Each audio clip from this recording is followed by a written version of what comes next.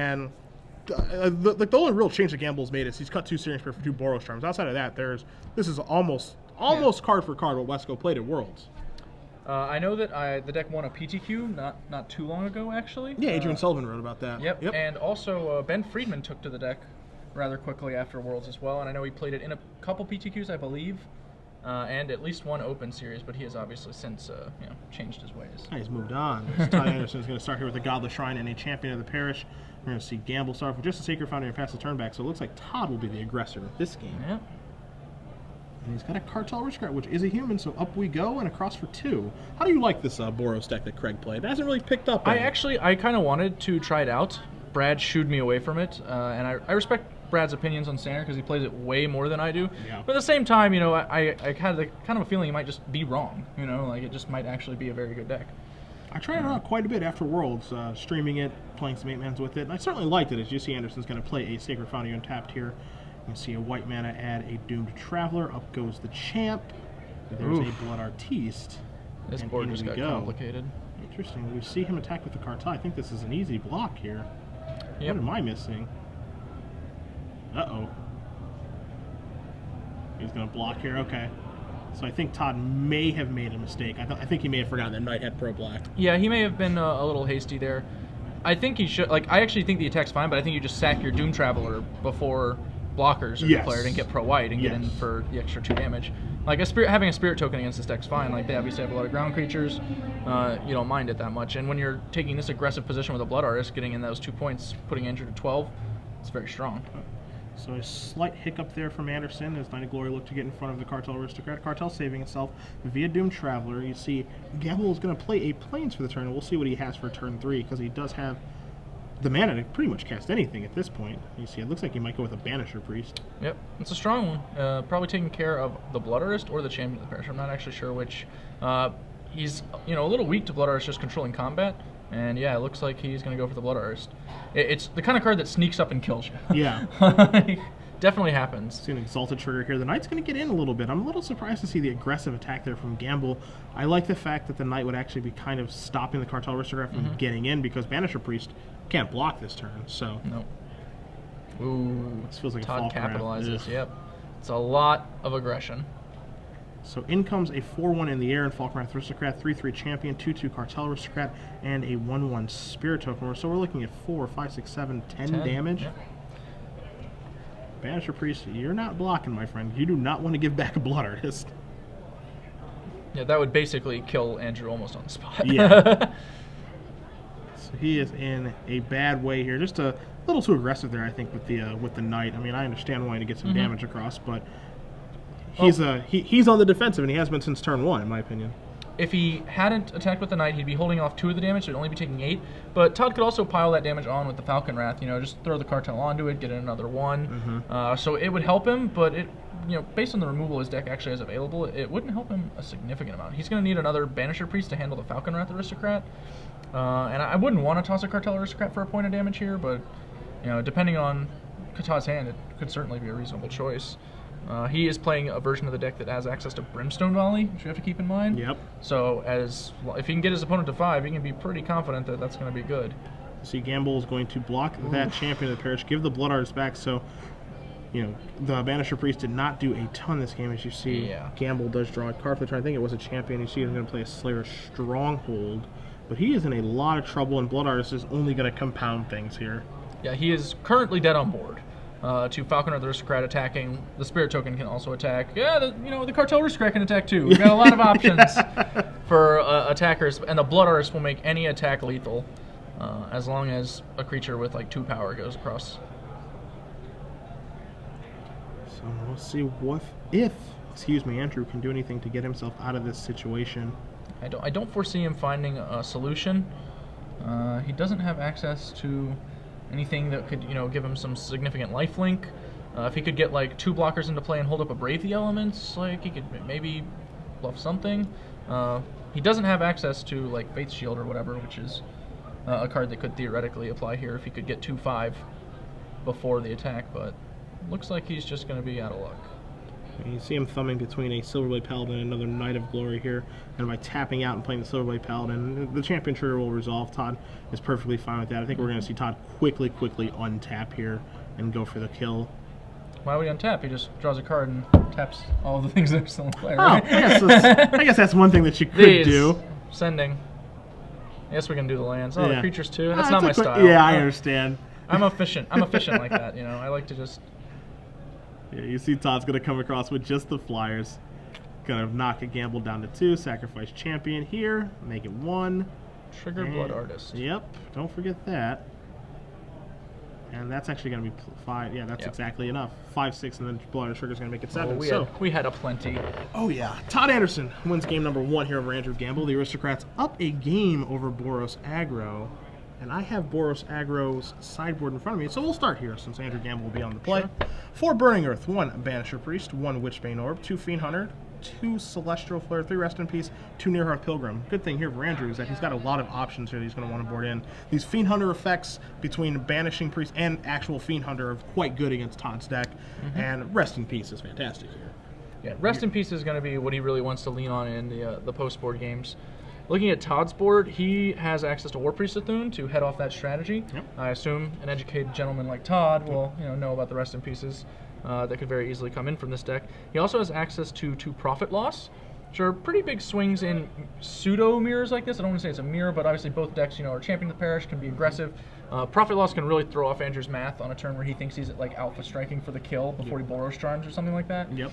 And a Profit Loss could definitely just change things for the worse on his end. Beyond that, not too much. Most of his board is built to help him beat Jund. Things like Sin Collector, he has Slayer of the Wicked, some Sorin Lord of Innistrad, 2 Mark of Mutiny, and 2 Appetite for Brains. If he's feeling particularly spicy, he could bring in Mark of Mutiny, as it has a particularly nice interaction with opposing Sublime Archangels, in that it basically Urza's Rage with Kicker Slam from the Black, White, Red Aristocrats deck. Sure. So if you wanted to bring in one of those, I actually wouldn't be that opposed to it. It's pretty spicy. Yeah, I will. I mean, I certainly can see that coming in. I also like the fact that Mark of Mutiny, of course, the obvious interaction with it is just with the Aristocrat, take a guy and sacrifice a guy. But yeah, the fact that you can take a Sublime Archangel and absolutely ruin the opponent with it is certainly appealing. I suppose it's a reasonable solution to these Banisher Priests and Fiend Hunters as well. So maybe he'll bring in both. Yeah. It's not ideal in an aggressive matchup. You'd much rather use Mark of Mutiny when you're getting a lot of value from the Threaten, like against Jund, where it takes a Thrag Tusk and you just get in a bunch of damage and then get a 3/3. That's obviously incredible. Against this deck, significantly less exciting, but it's not a removal heavy deck, and this is a matchup where you might want a little extra. That said, Todd already has a little bit of extra with his 2 Brimstone Volleys, so maybe he'll just stick at 6 spells. Maybe he'll switch the volleys for a mark, or 1 volley for a mark. I think he has some options there. Yeah, the fact that he has 6 removal spells is pretty high for Aristocrats deck. Normally they just play 4 Tragic Slips and just call it a day. Maybe they'll have a couple more on their sideboard. To be starting with 6 and have the potential, if we want to look at Mark of Mutiny as a removal spell and move up to 8, makes it so that these Fiend Hunter effects between that and Banisher Priest are nowhere near as potent as they normally would be. He does have already 2 Zealous Conscripts in the main deck. I think I actually like those cards a reasonable amount, but I might switch one of them out just because it's a 5-drop, A touch expensive. Yeah. We didn't even see him make it that far last game.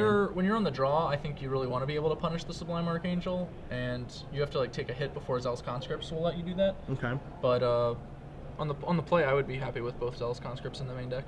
I think that's a thing a lot of people don't address in sideboarding. Whether you're on the play or the draw changes a lot of your cards. I remember, playing Nightmares way back when. I was actually sometimes just boarding out all of my Huntmaster spells on the draw. Yeah. I mean, if you can't steal the initiative, your Huntmaster's just going to die. Yeah. That's just how it's going to work. If your deck just doesn't have enough removal to make sure that you can actually kill theirs at some point, then yeah, you're already drawing dead just to them casting the card. So we'll see what's going to happen. Gamble is going to be on the play here against Todd Anderson. If you guys are just joining us, Cedric Phillips, Glenn Jones here in the booth in Philadelphia. Star City Games Open Series has made its way to the city of brotherly love. If you guys do want to join us on Twitter at SCG Live, hashtag SCGPHL. Round 7 of 9, only 9 rounds today. What'd you do? Chase people away? I blame the football. That's fair. It's like the second week of college football, and tomorrow's the opening day of regular football. Yeah. The couch is appealing this weekend. I don't know if you know, but Philadelphia is a pretty big football city. Tell me more. Tell me more. All right. There's a team here, or a bird. Eagles. Yeah. The Eagles. The Philadelphia Eagles. Pretty popular. no Philadelphians can hear us saying these things. That's why no one's punched us in the face yet. So. There's also this great movie. I can't remember the name of the movie with Bradley Cooper and you know what movie I'm talking about. Obviously, I know what movie you're talking about. I just want to watch you flounder a little longer. It's on my iPad, actually. Oh my god! I watched it on a plane for one of these shows. I can't remember the chick from. Not gold, but. Okay, Silver. Silver. Come on, I keep wanting to say Silver Sun Pickups, and that's a band. It's a good band, They're too. very good. Yeah, it's a very good band. Silver Linings Playbook. Yes. Yeah. Thank you. That's where the Eagles are film. A fine film. Scale 1 to 10. What do you give it? It was actually my favorite movie I saw for like a 3-month period, I think. So I think that gives it. It's probably like an 8. All right. Maybe a little higher. That's a good flick. Yeah. I'm a fan. I was definitely a good way to pass a flight, that's for sure. Where yesterday when I was flying over, I saw Star Trek in darkness, and I fell asleep during it. Ooh. Maybe I was doing it wrong. I don't know. I'm a pretty big Chris Pine fan. I just thought it was pretty boring. I'm actually a huge Star Trek fan, and I was not that into the movie watching it, but it was very well reviewed, which I found kind of puzzling. I was just like, I didn't really like it. Did I do something wrong? I wanted to get into it. Everyone told me it was really good. The reviews I read said it was really good. I was just tired. Maybe you fell asleep before Benedict Cumberbatch really got to turn it on. That's probably what happened. Okay, yeah, it could be what it is. You see Gamble at 6 cards here. He's going to keep. He's got a planes, but he's got no 1-drop. Again, Just no gonna 1-drop. pass That's turn. rough. Todd misses as well. That's good for Andrew. No 2. Whoa. All right, so this is probably a hand of 3s and Sublime Archangels then. Yep. Todd's going to play a Mutavault this turn. Mutavault and Blood Artist. Sacred Foundry, the draw here for Gamble. Let's see if he's got to have a 3 to play. Yeah, I see a Fiendslayer Paladin and a Silverblade Right. at a minimum. He's gonna go And he with also has Fiendslayer. 2 more lands and something else, so he's spell light right now. That's going to be trouble. See what Anderson wants to start his 3rd turn with here, because we know he has a couple of lands in his hand. There's Nice Light Chapel, just going to pass the turn back. Todd appears to lack red mana that can cast, non-vampire spells. He does have a Cavern of Souls in his hand. I imagine he'll be using that to deploy Got Zealous one of his red cards. He's got Zealous Conscripts in the grip too. See Sacred Foundry going to come to play untapped here for Gamble. Perhaps I misread one of his cards. I thought he had 2 lands. Sacred Foundry, I clear tell that that's not the case. Sublime Archangel is a big game. All right, he says, this okay?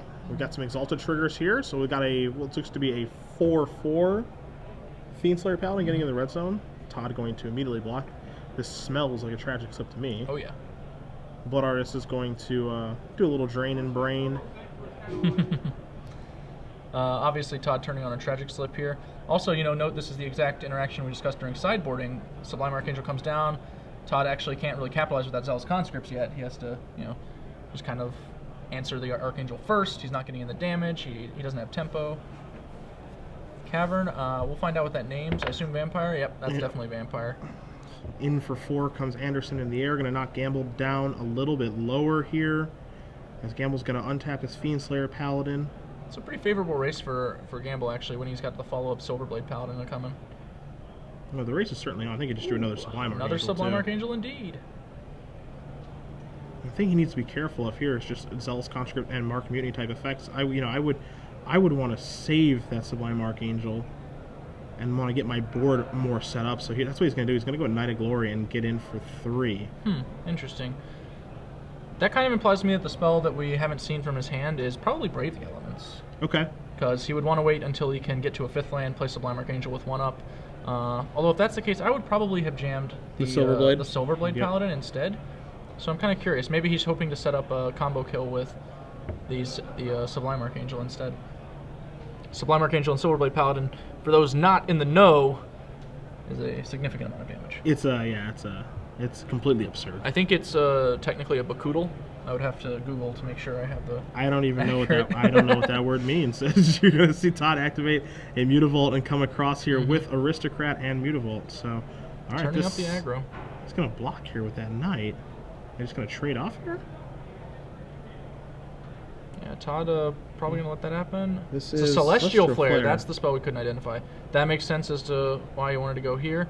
And he appears to have, after damage, cast that Celestial Flare. So the creatures trade off. Then during the end of combat step, he plays Celestial Flare to force Todd to sacrifice the still attacking Falcon Wrath. That means he does take 4 damage, but works out. Yeah, he takes care of the problem at hand, which is Falkenrath Aristocrat, which is also going to make that Zealous Conscripts that Anderson has in his hand a little bit worse because he can't actually use the sacrifice interaction when he does threaten a guy. So let's see, Gamble here separating his lands. 2 great cards in his hand. He's got a Sublime Archangel and a Silverblade Paladin. Just which one to play first is the question. With Todd not having a sack outlet, I would be just jamming that Sublime Archangel and crossing my fingers, right? Like, we get in for 3 here. Hopefully next turn we can go Silverblade Paladin, and that's a lot. He declines to attack with the Fiendslayer Paladin. He doesn't want to turn on Tragic Slip here. That's fair. I would probably, if that was the play he wants to make, I would probably just attack with Fiendslayer Paladin before playing Sublime Archangel, as it's not very likely that Todd just blocks hoping he gets to Tragic Slip a creature. Yeah, like yeah, I would agree with pretty that. unlikely. So I think you would have gotten in the 2 damage there the vast majority of the time. The downside being, if Todd does block, he then gets a Spirit Token, which can block Sublime Archangel. So maybe I'm being greedy with my 2 damage there, but I'm okay with it. I'm okay with the level of greed. Todd going to try to build a board up here, so that if he does take that Sublime Archangel, it's going to attack for a whole lot of damage, looks to be his plan.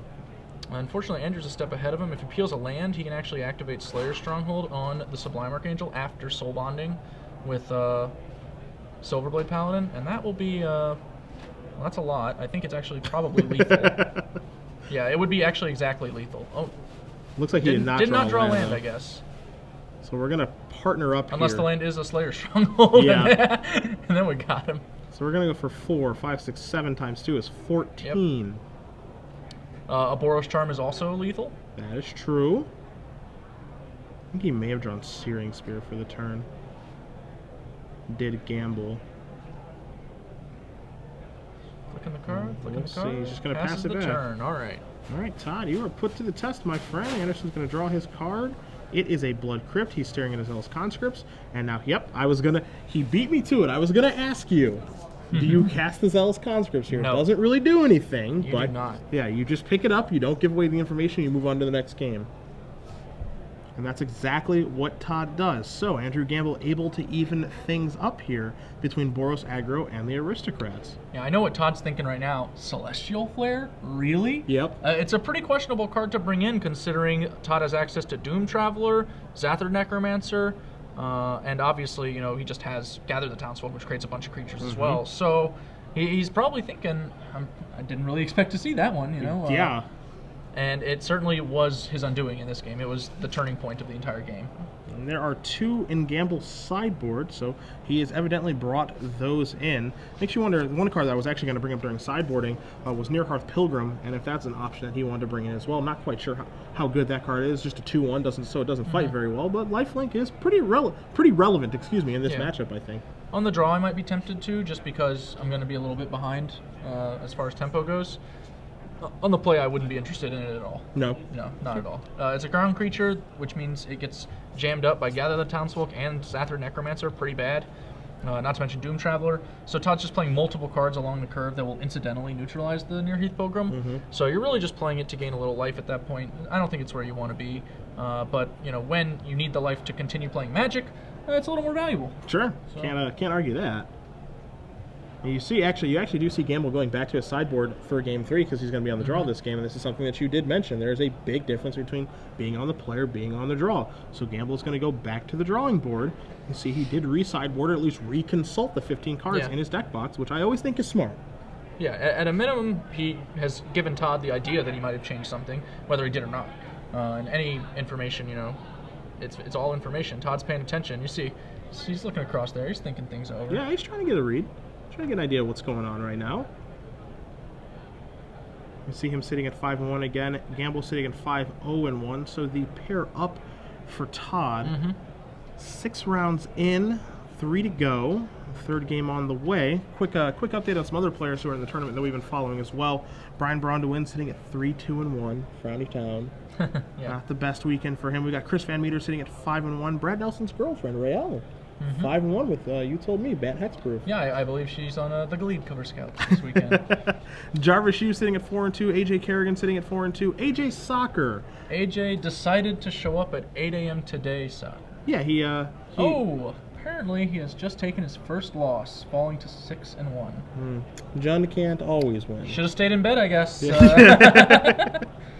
We also have Richard Wynn and Jim Davis sitting at 5-1. Yep. So a lot of named players here this weekend in Philadelphia having a fantastic weekend. Soccer now with a blemish on his record, which means Adam Van Fleet is sitting at 7-0. It does. That smells like double draw territory to me, my friend. Yeah, it is courtesy of the 9-round standard opener Yes, we're running here. that's right. So congratulations. We don't want to count our chickens before they hatched, but Yeah, who knows? Maybe he's just got a lot of fight in him. Yeah. Just wants to play the last two. yeah. But Adam, it looks like you may be making top 8 this weekend. So congratulations to Mr. Van Fleet and all his fans. As we see that Andrew looks like he's happy with his starting 7, Todd Mulligan immediately. Interestingly, walking outside among the people, I've noticed that we had a man among the people. we have a lot of Naya, Jund, and Aristocrats. Those are actually the 3 most popular decks that I've seen. Okay. Among players at the top table, a lot of Nayas, actually much more than I would have normally expected, and I think that owes to a perceived good matchup against Jund. I like the Naya side of the Naya versus Jund matchup. Okay. But it definitely varies depending on sideboarding choices and what you're doing in the main deck. Because the games can be grindy. You really want to lean on your threat density. I know our own Osip Lobodavish wrote an article about his Naya deck that he won the PTQ with. And he brought up the idea of sideboarding out Domri raids, which not a lot of people think to sideboard out Domri raid with the Naya deck. I actually think it's important to sideboard out in a number of matchups. I'm not sure if I agree with him on all 4 against Jund, depending on their specific lists, but I'm certainly not against a couple. The card is not actually a threat. It just isn't. It doesn't kill the opponent. It does not. It can help to kill the opponent in a roundabout way of finding more creatures. So you see Anderson's going to take a mulligan down to 5, but it itself does not kill the opponent. This is true. And I don't want any cards in my deck that don't do that against Jund. Todd visibly a little frustrated about it, but these things happen. Hey, mulligan is no Sometimes you gotta fun go for 5. anyone. Hey, we've already seen 1 win on a mulligan to 5 today, too, on camera. I mean, So, most of 5 are not really that much more difficult. Most of 6 really are. That's nothing. That's 6 cards. Who cares? Well, he's going to keep. He's got a Gauntlet Shrine. He's got a good enough hand. He's going to pass the turn He back. has all 3 colors, which is strong enough for a mull to 5 with a 3-color deck whose mana is not the best. And it looks like Gamble's got a 1-drop this time, and he does have finally Champion of the Parish from his human deck. What a time for him to get it. Yep. Todd not excited about that. Well, Orzhov Charm going to clear that out of the way. And he's going to do it right now, so there's no Brave the Elements nonsense. Just get that thing out of the way. Orzhov Charm going to knock Anderson down to 19 and pass the turn back. But Cedric, it says instant. It does say instant on the card. You are not wrong. I do see a Searing Spear in Andrew Gamble's There hand. might be 2. And odds are he has some 3-drops, just guessing, based on, this being the 3-drop deck. Todd does draw a Champion of the Parish and plays that. Plays a land and a play tap. His hand right now is double Blood Crypt, so his hand is very, very unexciting. But at least he can play every spell that he draws for the rest of the game. So if you're looking for upsides, that's one of them. Gamble declines to Searing Spear the champion in Todd's end step. Probably was thinking about Fiend Huntering it on his own turn, but then he drew his own Champion of the Parish and became significantly more interested in other things. Todd, quickly playing through here with the Champion of the Parish. Celestial Flare here. I'm not sure I like that. I don't love that either. I think I'd rather just Searing Spear like the Necromancer or something, because I don't want to give my... if my opponent's on a mulligan of 5, I don't want to give them any extra cards or let them get any extra value from their cards. I would probably have just responded to the casting of Necromancer with the Searing Spear. Sure. And then untapped into Fiend Hunter on the Necromancer. That seems like a really good line that just denies Todd a ton of value. Looks like we're going to see a Fiend Hunter here who's going to take care of the Zatham Necromancer. Let's hope that Andrew does remember the trigger, which Todd will help him out with. So 2-2 Champion of the Parish coming into the red zone is Todd is going to untap his lands and his Sandblack Zombie token, draw a card, which looks to be a Mark of Mutiny. It's either that or a volley. It is a mark. Okay, yep. You got it. Oh. So we know Todd brought in the marks. Now he just has to hope that that Gamble doesn't have any any humans or Brave the Elements. That's it. Yeah. Just has to dodge the old, 28 cards. Yeah, that's just about it. Here's the Searing Spear. Take care of that zombie token. It looks like he has a Brave the Elements, a Boros Charm, and a 3rd card in his hand. Yep. Only comes in with the Champion of the Parish. It's a bit surprising. I'm curious. Yeah, I'm not sure what he's trying to play around with that one. Maybe another Necromancer around there for Anderson. Yep. So he's going to play Zatham Necromancer and pass. It is a good Magic card. Draw a card, Slayer Stronghold. That's also a good card. Yeah, that one's real nice. Looks like his hand is Searing Spear, Boros Charm, Brave the Elements. That is very potent. Todd will need a string of spells and good ones to come out of this. It's going to take a little bit of runner. Nothing funner to get him back into this game. It's going to be very difficult. All three of those spells quite good. On the upside, Todd's deck is relatively resilient to Brave the Elements as a falter. He has, Gather the Townsfolk and Doom Traveler and Champion of the Parish alongside with the Necromancer to, create multiple colors on defense. So that mode is not as disastrous as it might seem. But Andrew clearly doing some math to see if he can set up a kill on the next turn. I think he's hoping to get Todd to, like 7 and then untap into Spear plus Boros Charm probably is what he's thinking right now. And just any way to keep pushing damage through it. Don't need to overreact too much to this Necromancer. It's an annoyance. I don't think it's anything more than that. I would probably just... I can understand it being tempting. You don't want to really blow the Brave for nothing here. I think that's Boros Charm. I'm unsure what he just did. He made his creature indestructible and then attacked. Yep. Todd still blocks, obviously. I'm not sure what our purpose was there. At a minimum, we could have attacked with the Fiend Hunter as well and gotten in another point of damage. I think that's 2 we've missed with that so far, which, when we're a burn deck, is a little tough.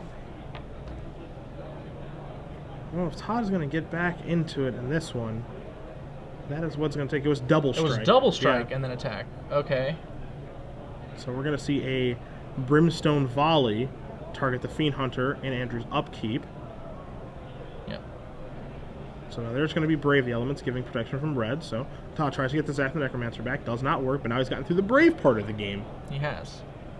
Getting that out of there was pretty important. He also now no longer has to worry about getting faltered to death. He might have to worry about getting Sublime Archangel to death. Yeah, I think that's probably true. Sublime Archangel coming down for Gamble and just passing the turn back. Again, he's playing real conservatively around a Tragic Slip here, which, again, if you just attack first, is not that big a deal. The difference here, I guess, being he doesn't want to trade off that Champion of the Parish, but just a reminder of something to think about. Todd really wants a Cartel Aristocrat to go with that Mark of Union, so he can just take care of business. As it is, it's going to be a one-turn game for him, unless that was another Brave that Andrew just drew, and I think nope, Champion of the Parish. Whew. All right, we actually do see a live draw step on Todd's turn. There is a champ, going to trigger the other champion, so that champ's going to move up to a 3/3. And this is a Searing Spear. That's the last card in Gamble's hand right now, but also can just act. He can also use the Slayer Stronghold here. So in comes the Archangel. 4 Exalted Trigger is going to make it 8 power. Going to knock Anderson down to 7. Declining to activate the Slayer Stronghold is a pretty good tell to Todd here that he's holding a Spear or a Boros Charm, or I guess theoretically a Celestial Flare. There are not many other cards he could actually hold. He drew the Cartel Aristocrat. Now he's going to mark Mutiny the Sublime Archangel. Yep. He is trying his darndest to get back into this game. Andrew can respond with a Searing Spear targeting his own Sublime Archangel to save himself some damage, but he's not interested in doing that, and I don't blame him. So it's going to be for 4, 5, 6, 7, 8 damage. Gamble's going to go down to 10. Sacrifice this to the Cartel Aristocrat. Pass the turn back, Will Anderson. Again, remember that Gamble does have that Searing Spear in his hand as his last card. He's going to draw a card right now. We'll see what it is. It's a Thalia. It's going to trigger both of these champions. That's problematic for Todd. Obviously, he only has one creature to go along with his Cartel Aristocrat. In response to him trying to save it when it blocks, Andrew can cast Searing Spear to eliminate it from the game, along with the blocking creatures. So that'll leave him with all of his permanents against Todd's none. Looks like he may have missed. Yep. So he missed the triggers on his champion. He missed his Thalia trigger, or his champion triggers from the Thalia. That's actually a pretty big swing. Todd was basically stone dead otherwise, and now Todd's probably wondering what's going on with this attack. Yeah, this one looks dubious. Yeah, he can obviously just the double block looks too good to be true, right? He's just like, I think he probably will deduce that Andrew has a Searing Spear or a Boros Charm based on the last turn's play, and probably just line up here the block. I don't think you can do anything else. Yeah, I mean, how would you block this time? I think the only thing that you can do is double block. Yeah, it's not even. I mean, everything's horrible. There's nothing good going on here. But just throwing away a creature isn't good. Just taking 3 isn't good. You die to a Boros Charm. It looks like he just took decides to take his chance. All right, well, he's live. He's under 4, so he can peel Gather the Townsfolk. Yep. Or under 5, I should say. And he just drew a Tragic Slip. Doesn't quite do what he wants, but assuming Andrew continues to attack very conservatively, it might do enough. So, 2 cards in Gamble's hand. Andrew's been, real tight with these attacks. An alpha attack here will set up a victory for him, but he does not know that, obviously. But he goes for it, except for the Fiend Hunter. Man, he really just wants that Fiend Hunter not to enter the business end of combat. Really interesting if Todd should block now, or if he should sacrifice a token and zap the Necromancer, what have you. But he's going to block like this. Yeah, I think it would basically work out very, very similarly. Yeah. Sacrifice the zombie to give pro-black. Pro-white. Or pro-white, yeah. Excuse me, thank you. I think he pulls a trigger on this Tragic Slip here. You think? I believe Andrew is thinking about responding to the sacrifice? Yeah. Because he has a Searing Spear in his hand. Yeah, as I said on the previous turn, Andrew declining to Slayer's Stronghold, the Sublime Archangel, really kind of gave away that it had to be a 2-drop card in his hand, a Boros Charmer Searing Spear. And there's a Searing Spear, and that is it. So, Andrew Gamble is going to win this match 2-1 over Todd Anderson. Boros Aggro moving on to 6-0-1. Todd picking up his second loss. He'll be 5-2. And what was a very back-and-forth match, but a mulligan to 5 Todd just could not overcome. Yeah, it was very close. He's obviously in a tough spot, especially facing down the Searing Spear. He would have to peel Gather the Townsfolk during his next draw step, basically, to be alive at all. Yeah. But that's a pretty realistic peel. He has 4. So obviously that could have, game could have continued if he had chose to blow the slip there. Of course, Andrew's conservative play with his Fiend Hunter, just refusing to get it into the red zone. I mean, at that point, I feel like he should just be playing O-Ring, Yeah, sure. What's the point of it being a bot?